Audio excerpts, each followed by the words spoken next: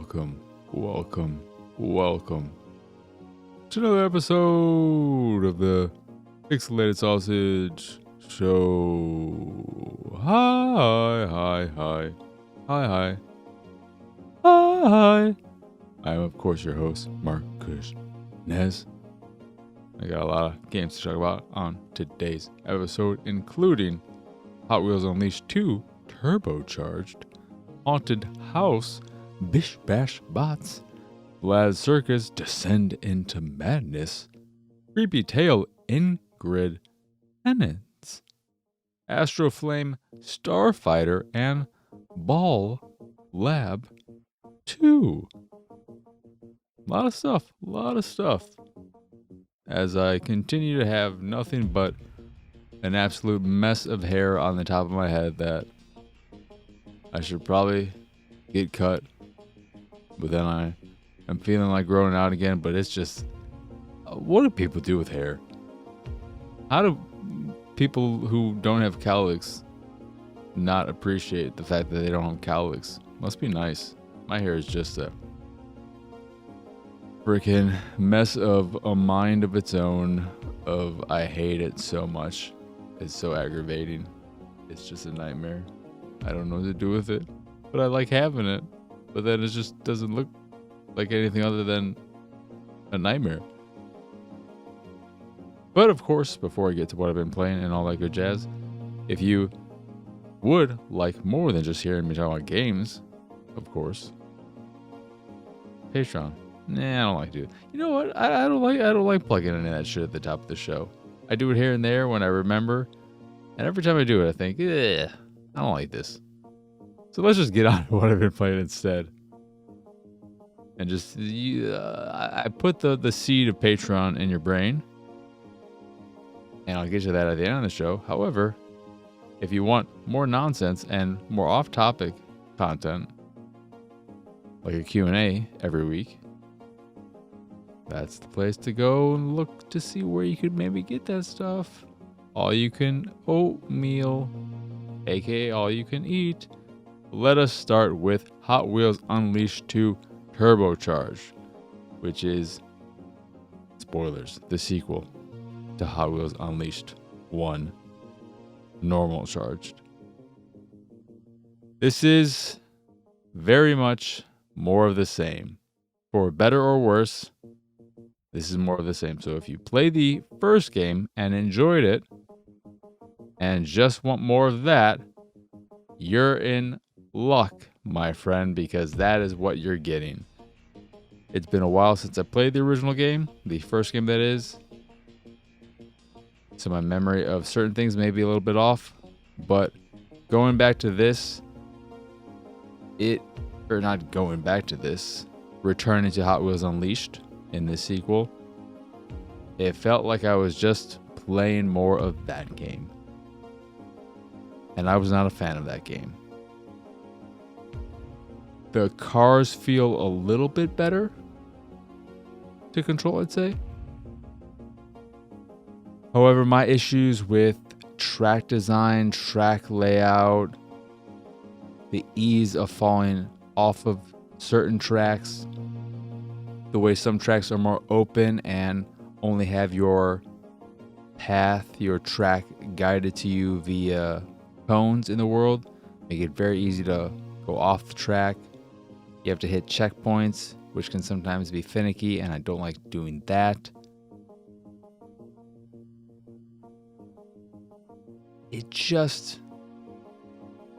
It bums me out because I really want to like the game. And if you've not played the first game, this is just an arcade racing game where you're playing as little Hot Wheels cars instead of real life fancy schmancy cars. And the campaign in this case follows a dumb story where you play as this group of ragtag folk who have to stop these monsters from wreaking havoc in the world, and how you do it is by shrinking them. I stopped paying attention almost immediately. I'm not sure what the actual plan in the story is, because I'm assuming you are regular sized humans, but you're shrinking the monsters down to Hot Wheel size, and then shrinking yourself down to Hot Wheel size, because you're driving in these Hot Wheels. You're not driving in real cars. You're not shrinking them down to human life. If you can shrink them down that much, why don't you just shrink them down way smaller than you are as a person and then step on them? Why are we going through this whole rigmarole? For the campaign, feels very similar to the first in that you're just following these paths, and it's not even, there weren't any branching sections that I could see either, which is something I remember there being in the first game. It's all very straightforward. Follow this singular path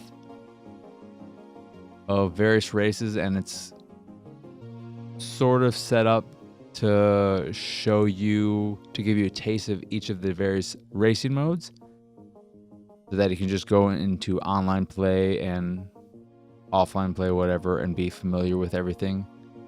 So it works well in that sense of giving you a handle of how every mode works. Except I completely forgot how to do the little boost start at the beginning of a race, and it tells you at one point, and then I don't know how to find that information again. And I googled it, and I tried doing what that said, but those are all related to the first game, which I'm assuming maybe it works the same way, but I tried doing it, and I couldn't get it to work. So that was fun. But the racing modes are pretty boring, standard, uninspired stuff.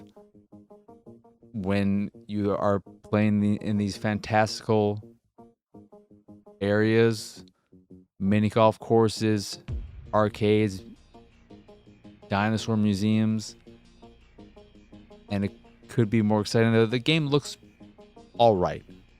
It looks all right. I saw one review that said the game looked incredible, and I was like, what the fuck are you on about? It does not look that good. The visuals look a bit blown out. And I'm not playing on the Series X, but the visuals look a bit blown out. And overall, my memory at least, doesn't look that much better than the first game. The environments, I think, maybe have a bit more detail to them, are a bit more complex. But overall, it is in no way a stunner. But the racing modes are your traditional lap-based racing mode against opponents, a time attack mode, an elimination mode, a waypoint, 18-point waypoint mode that is its attempt at doing a golf type thing or something, I don't know, where you just drive from waypoint to waypoint to waypoint, 18 of them. There's no track or guided path. You're able to get to the next waypoint however you like. I hated that mode because I think it really shows off how messy the driving can be when you're not even given a path. And the waypoint doesn't work well in that when you are making your way towards the next one, it doesn't give you any indicator on the current waypoint of where the next waypoint is going to be. So instead of just having some arrows that are pointing in the general direction of where the next waypoint be, whether it could be behind you, it could be to the left, to the right, you just have to wait until you cross that current waypoint to see where the next one shows up. You'll get an arrow once you do that, but it would be nice to get a little bit of a heads up in certain cases where you are close to a wall or something, that little bit of extra information would have gone a long way in allowing you to hit the next waypoint as fast as possible and as smoothly as possible. But instead, you have to just learn through trial and error, essentially, so that you can better complete the race on a second attempt. I don't like that. But it's just more of the same. While the vehicles control pretty well, and they have added quite the variety in vehicle types. So you have all your cars, but then you have giant monster trucks, which I don't remember being in the first game. And what I know was not in the first game, you have motorcycles and ATVs. However, they don't drive super differently, and there aren't modes that cater to different vehicle types. I don't think, at least. I would say that any car that doesn't have a strong drifting ability is kind of garbage. And just like in the first game, you have two different boost types. You have the boost bar, which goes down as you use it, or the boost buttons, or whatever they want to call them, where you have a certain number of boosts that when you initiate them, they last for however long they initiate. They're going to last. And I don't like those cars because I find that boost system to be far more limited in usability. And yeah, given the fact that you are driving around in these toy cars, they are incredibly sensitive to any type of interaction. So a little tap here, a little tap there. If you hit this wall or that wall or go over this surface in the perfectly wrong way, your car can just go spiraling out of control, which can be frustrating. Like in the first game, it doesn't do a good job of, on its own, telling you that, hey, maybe you should reset your car. So you have to remember, this is the reset button. If you fall off track, you got to hit it. It doesn't always reset you in the most idealistic of spots. But I made it through the first two boss fights in the campaign and didn't particularly enjoy any of my time with it. Dabbled a bit with some offline play, didn't try online. But it's just more of the same, for better or worse. In my case, worse. But if you really enjoy that first game and are wanting more of that, good for you. I also think I read that all of the tracks from the first game are not here, and they just decided to start over, which seems kind of like a waste. You have all that content, why not carry it over, or at least some of it? The one thing I'll say that I like about the game, because I dabbled a little bit with it, but I did not go deep into it and everything, is there's a pretty decent track editor. There's also a livery editor, so you can edit car looks and everything, except I think that's a bit clunky. And maybe even the level of editor is clunky in its own way, but I can at least compare the way car customization works to car customization in Forza, and I think it is a bit smoother there. It's not terrible in Hot Wheels, but it can be a little bit clunkier navigating those menus. But you have a lot of ability to customize your cars and their look. I especially like the base paint jobs you can do, because you can give your car that sparkly, frosty, glittery look that when I think of that type of look, all I think of are little Matchbox cars. I don't think of that style of sparkly, glittery surface on anything else.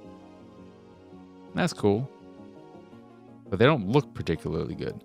These don't look like lifelike toy cars. They look very low texture-y. The game looks nice. It's just amazing. I don't think so. But the track editor is nice, and I think that after the game's been out for a while, might deliver far more interesting level designs, because I think the track designs are pretty boring, all things considered.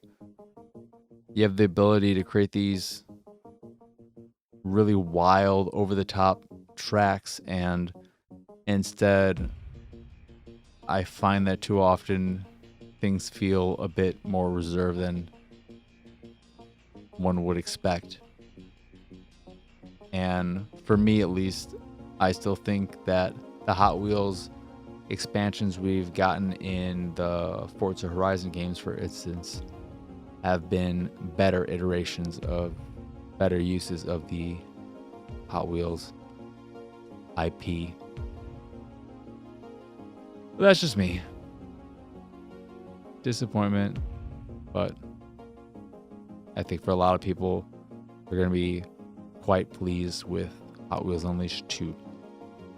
Next up is Haunted House, which is a reimagining of the Atari classic from many, many years ago that was on the 2600, I believe, and I have no experience with. So I don't know how the original game played at all, but this new version of the game is a much more significant upgrade than the Recharged line of games that Atari has put out, which takes almost always, if not always, arcade games specifically, and gives them a bit of a neon visual glow up, quite literally, and then spices the game up, the gameplay up a bit, but it's at its core the same exact experience, just with a bit of a facelift. This, on the other hand, is a complete 3D reimagining with really, really nice art. I love the way this game looks. It's super vibrant and colorful. Played from an isometric camera angle. And I really, really like the way it looks. The game itself is a roguelite. It is how it is set up, and I don't know if that is similar to the original, but what you're doing is going through this mansion, this haunted house, and there are additional areas as well after that I've not reached because I found certain parts of this game annoying. But you're going from room to room with various tasks when you hit each room that you have to complete before the door to the next area is open to you. And these tasks include finding a sculpture that you put on a podium to unlock the next room, defeating all the enemies in a room, surviving for a certain amount of time, discovering a certain object, or exploring this magical world, and so on and so forth. And what you're doing from room to room is typically avoiding ghosts, hiding from them, sneaking around. And if you get right up behind one, you can usually take it out with your lamp, which you use to unlock certain light sources or defeat enemies. In the case that I just said seconds ago. And at your disposal, you also have items you collect, which can heal you, food that it can heal you, or certain objects that will help you in your completion of areas, defeating enemies, avoiding them. So you have stuff that'll stun ghosts, a costume that'll make you look like a ghost, just a white sheet that you put on yourself so you can blend in for 20 or so seconds. a little rubber ducky that'll work as a distraction, a blow-up doll that will freak out enemies and get them to attack that if they're attacking you, a snow globe for freezing enemies, and so on and so forth. And so you're going from room to room and room until you reach the boss of a certain area, and then you'll be told to find a certain number of objects related to them, and then to get out and work your way through it. However, the stealth attacks from behind enemies doesn't always work. The on-screen indicator to attack them, which is the X button on Xbox, doesn't always show up. And if it doesn't show up, you can't do anything. And then sometimes when it does show up, it doesn't do anything. I'd say it works probably around 90% of the time, but 10% of the time, something's going weird. And that's enough of a percent to be frustrating. There's a bug that I experienced and was able to replicate where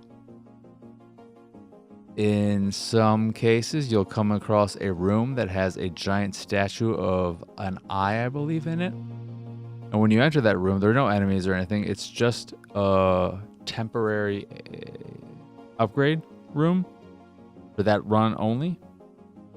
So you go up to that statue and it'll say, do you want to upgrade your health, your stamina, or your lamp? Pick one of them and then you move on to the next room. However, the way the game works is that you may go to a room that's a dead end and then have to backtrack. If you have to backtrack into the room with that giant statue, I've had to do that a few times. Every single time, it has reset itself into thinking, I can't leave this room until I interact with this giant statue to get my little bonus. However, you can't get the bonus more than once.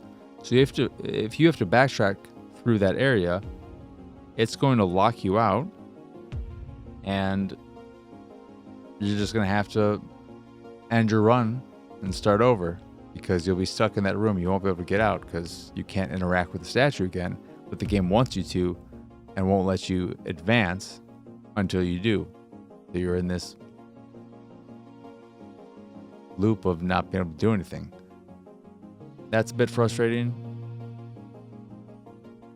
The game itself is just, I really like what it's trying to do, but I find doing it is just not that fun. When you are given these tasks and how to deal with the ghosts, the items at your disposal don't always seem to work all that well, and ghosts will just ignore them and attack you if they're in rage mode. If ghosts do get attracted to you, it seems much harder to run away far enough for them to lose interest so that you can reset and start over. It seems like they seem very aggressive. And in some cases, they are incredibly aggressive.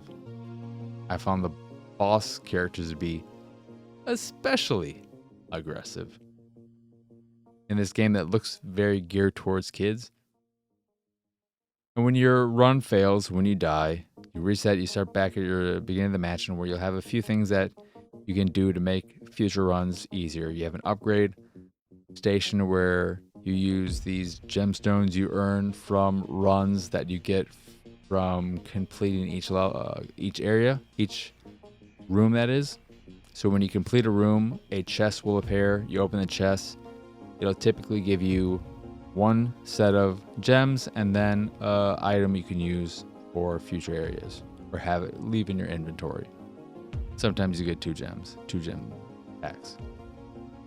These gems you use to upgrade your various abilities like stamina recovery, your number of slots, your health, your lamp power, how much damage it does, and a few other things.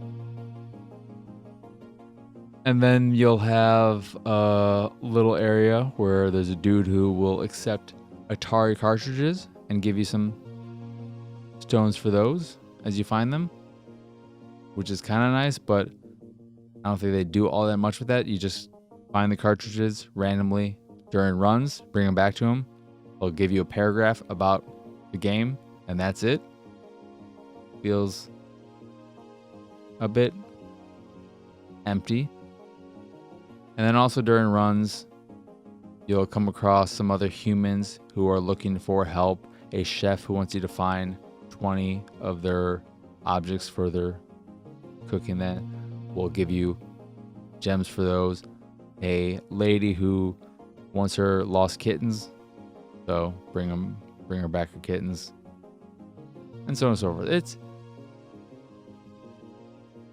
It's a good idea, I think, for attempting to take a very bare bones game, presumably, given that it's an Atari 2600 game. I can't believe it's that complicated, but taking something from that generation and attempting to modernize it, I think Haunted House does an admirable job. It's a solid attempt, but in the end, it's just okay. I think if they, one, get rid of that one bug and maybe iron out some of the kinks, could be a decent time. But as it stands, it's okay, and please get rid of that bug. Next up is Bish Bash Bots.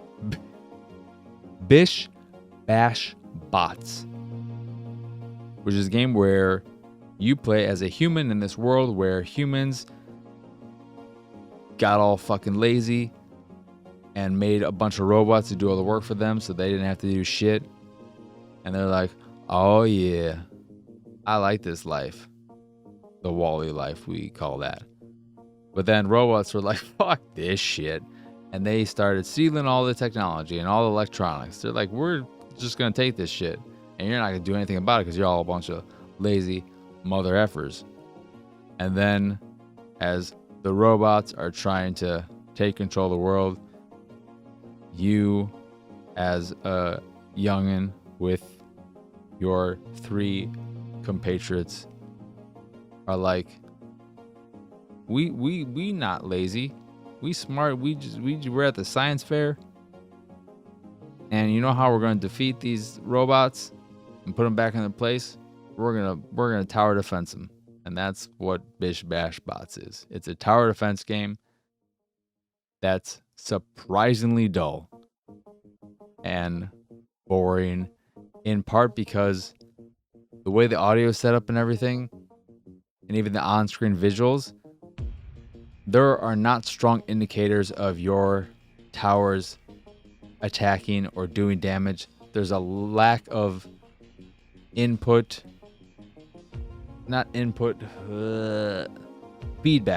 feedback. There's a strong lack of visual and audio feedback to anything and everything happening in the game that makes it incredibly hard to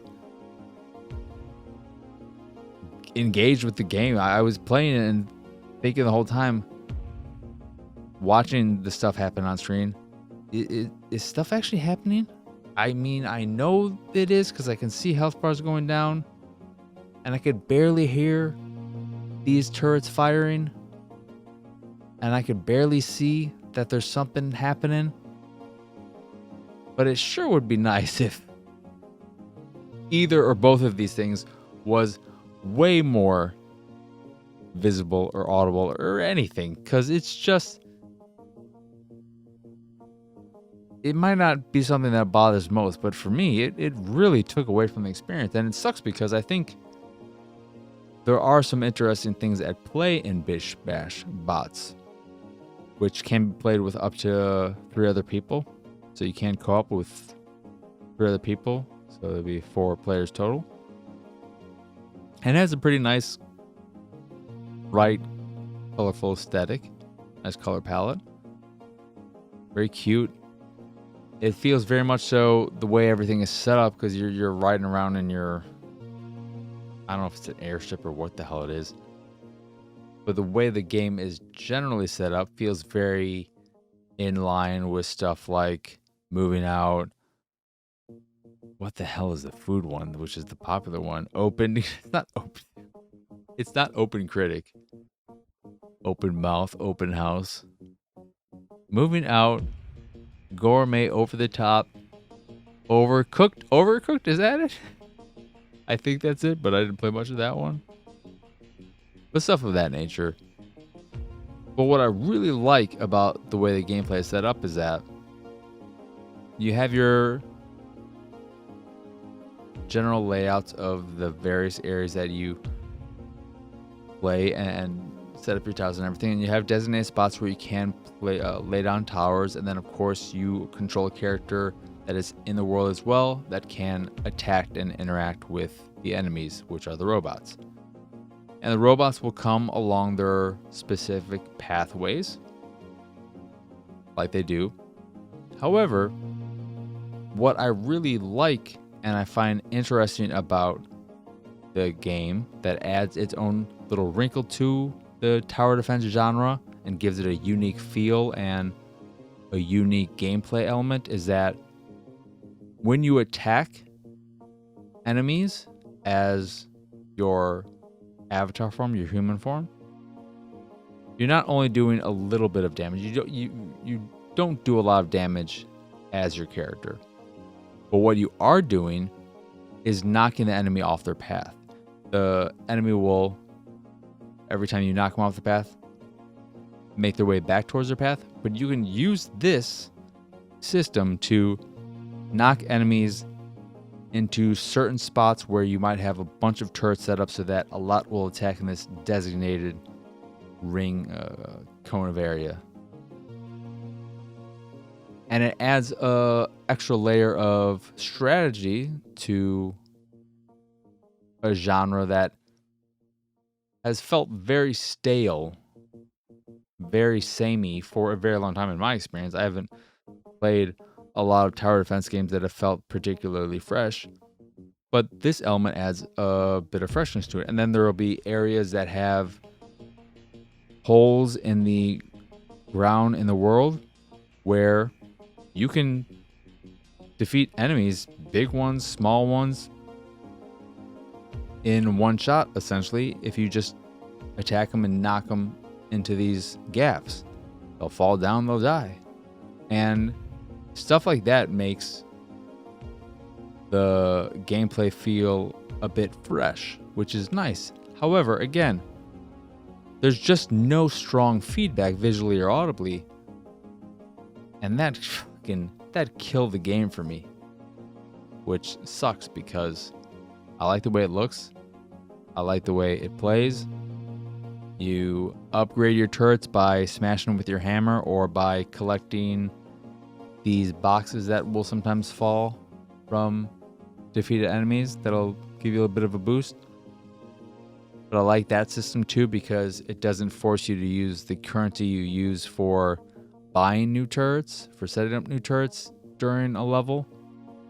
So you don't have to worry or think about whether or not you should buy a new turret or upgrade a turret. You just have to take the time to hammer away at your turrets to upgrade them. You'll unlock some cosmetics for your characters that I think don't look all that great, that are more distracting than cute or whatever. They stick out a bit too much. But that lack of feedback really killed it for me. But that's Bish Bash Bots. Next up is Vlad Circus Descend into Madness. This is an adventure game where you play a clown who just recently got out of an insane asylum after being part of this circus that had a tragedy 9 years ago after it was sabotaged, set on fire, Many people lost their lives. Even more were injured. And the one brother survivor, half owner of the circus, has decided to bring it back, has brought back all the former circus folk. And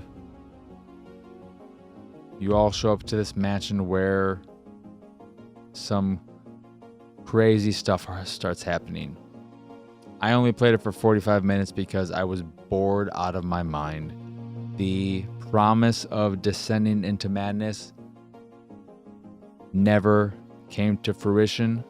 It made its attempts over my little bit of time with it, where you would come across a bunch of rats feasting on the corpse of a dead cat, and your character would see it and freak out, and you'd get a brief cut to a visual of the scene with very, very nice, well done pixel art. Game looks good. Solid writing too. But every time you'd come across something like that, you're in the woods, you come across a mangled body with the head cut off. Ooh, it's so scary, but it never hits the way I think it wants to hit. And when you run into these things, your stress meter go up. You have your rosary on you. You just pray, get rid of your stress.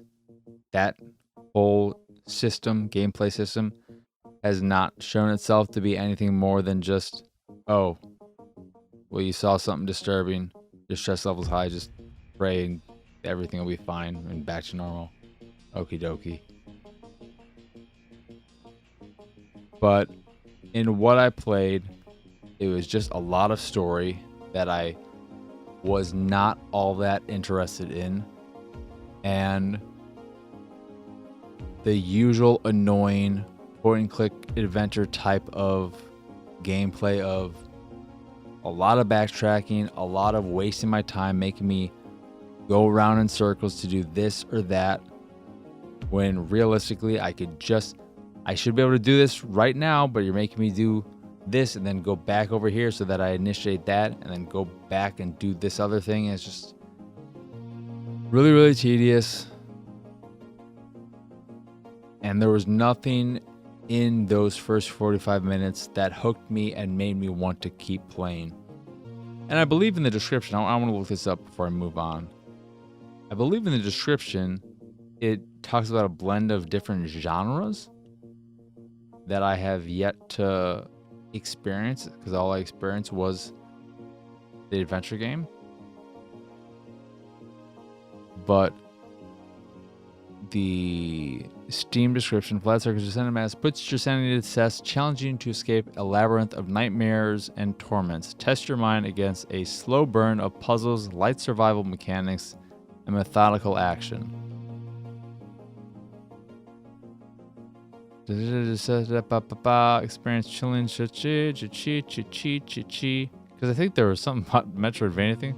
So I see a GIF of some action where you are shooting against a bunch of rabid, skinless dogs or something. But I have not come across any of that.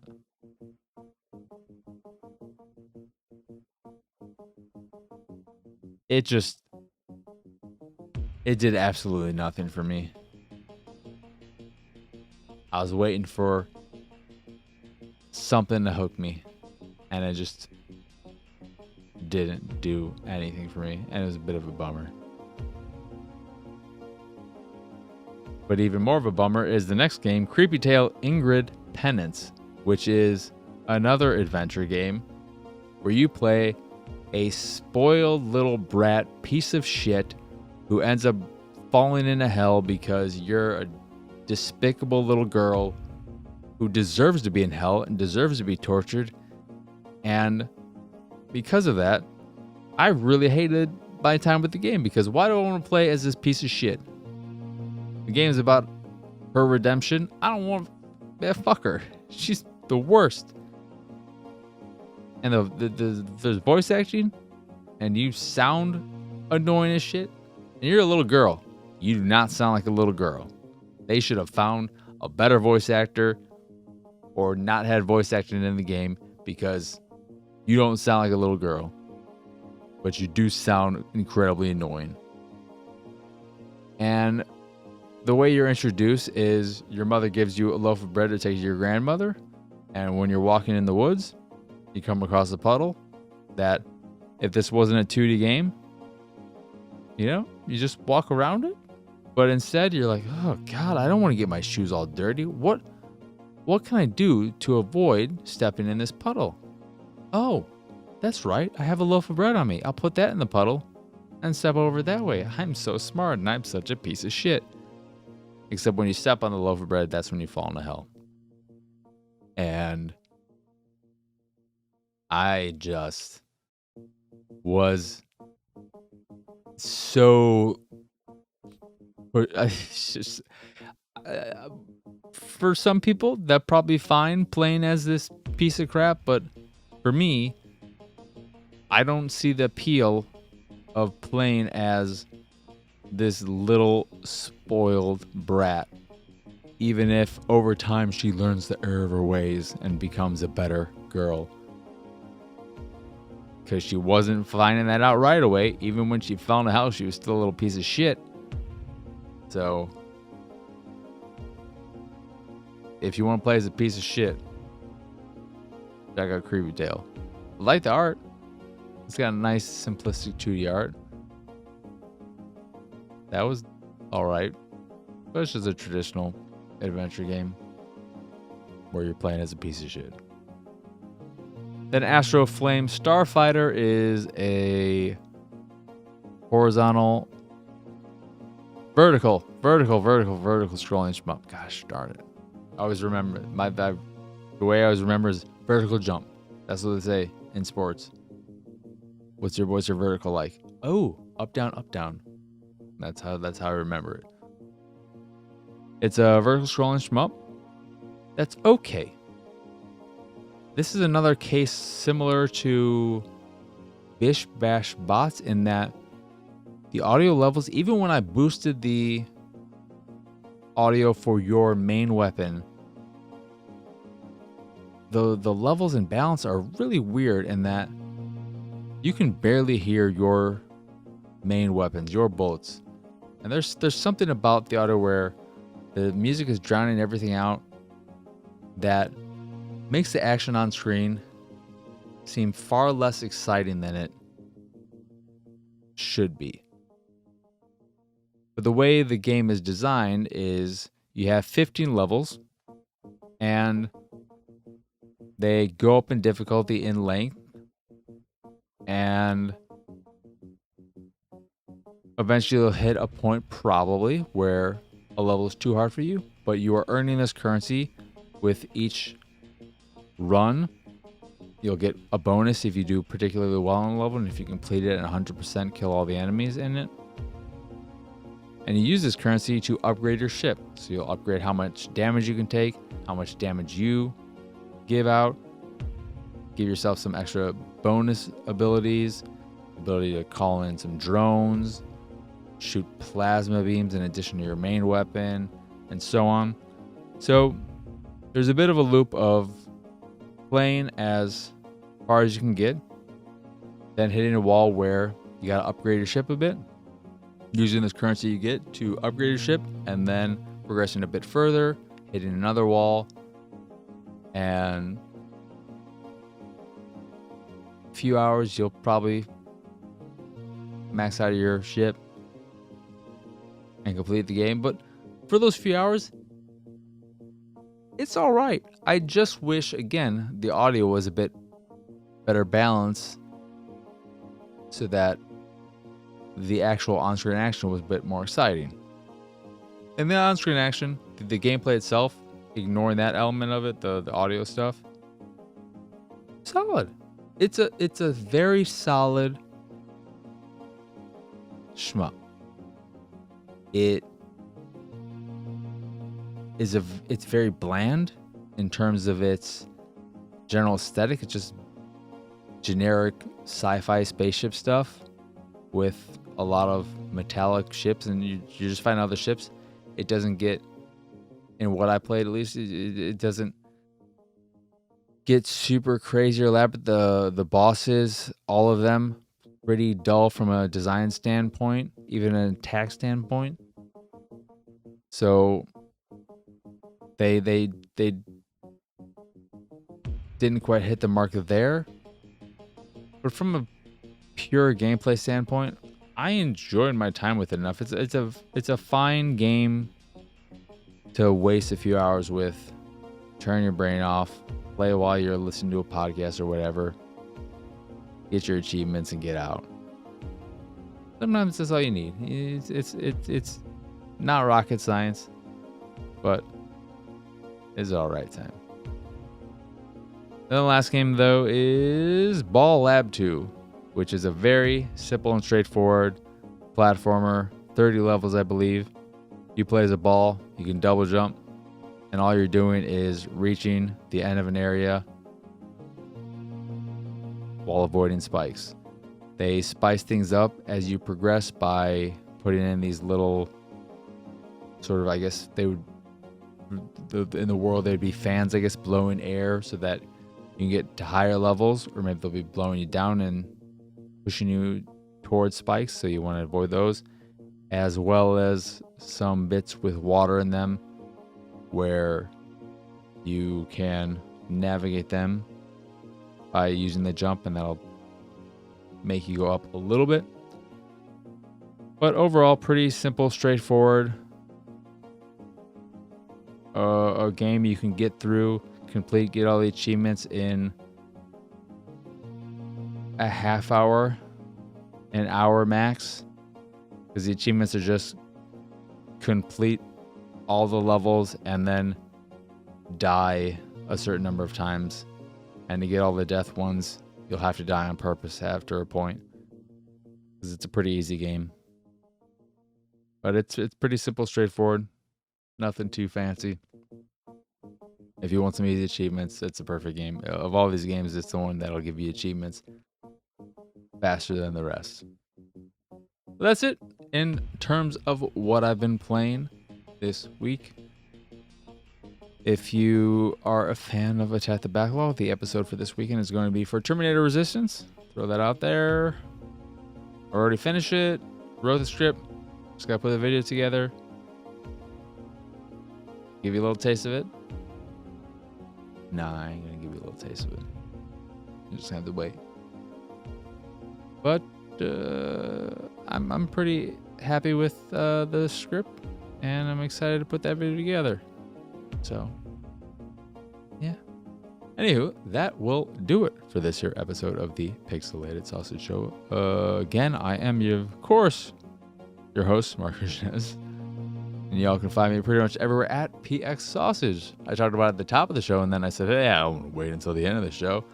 Of course, there is the Patreon, patreon.com/PXS, which is where you can go if you enjoyed this here show or any of the stuff I do and what have you, and would like to support me and my nonsense. And for your support, you get some perks like fancy schmancy Discord channel that you can chat in for certain ones, but more so, the $5 tier, the all-you-can-oatmeal tier, that's where you get access to the super secret, private, awesome, cool, that's where the cool kids hang out channel, but also the weekly Q&A, where you can ask me whatever you like, and I'll answer it. And then I post them, and you can listen back to it and be like, oh, I asked that, they answered. Oh, that's how Q&As work. It was all a good time. And yeah, sometimes do a random stream for them as well. So if you want even more of me, I don't know why you would. Patreon's the way to do it. But if you want links to everything, the site, the YouTube, the Patreon, the Discord, so much more, you can find all of them over at pxsausage.com. But that is it. That is all. As always, Thank you for watching or listening. I hope you enjoyed this here episode, and I hope you have both a wonderful rest of your day, a lovely rest of your week, and a wonderful weekend. But for now, adios, arrivederci.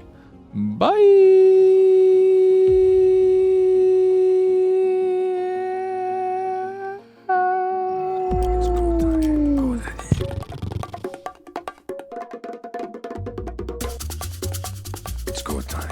Go, Daddy.